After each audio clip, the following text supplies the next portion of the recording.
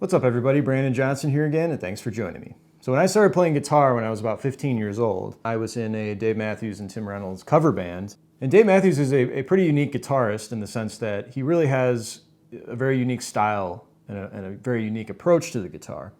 And he, when we were learning his songs back in the day, we would often refer to the chords that he would play as Dave chords.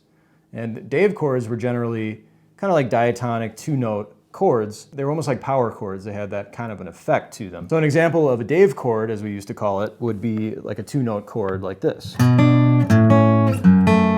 where it would just basically be, the root note, the low E, and then maybe the G second fret, and then if you moved it up, you could do a G chord like that.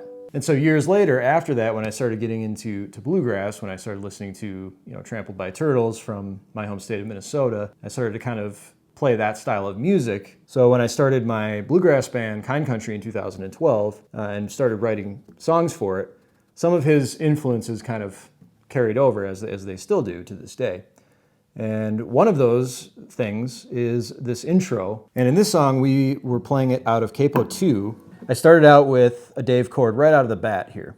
And I would play it with my ring finger and my little finger. And I would kind of start the run that way. So I'd play 4 16th notes right in a row, followed by like that. So I was moving out of this Dave chord on 8th notes.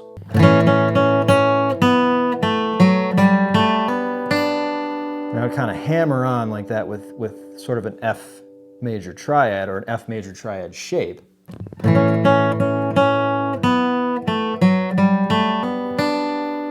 now we're getting into kind of more of a Tony Rice style of flat picking, so really combining kind of two styles of guitar here.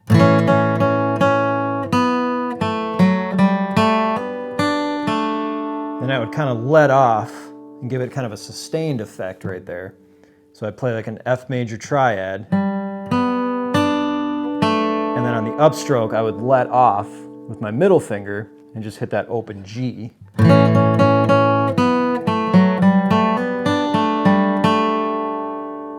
then kind of play an open G to 3rd fret D to open G again.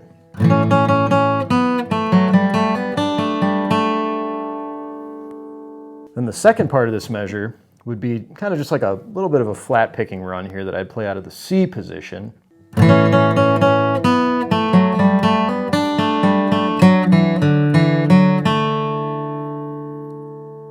then from there I would just play 2nd fret D to open, 2nd fret A to open, and then land back on the G on that root note.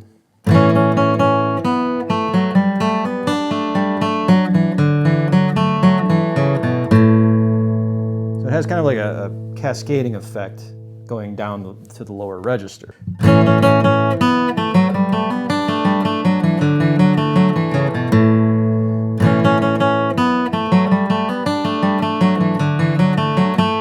a lot of times I would just hit that open G twice at the end just to give it kind of a bit of a resolve.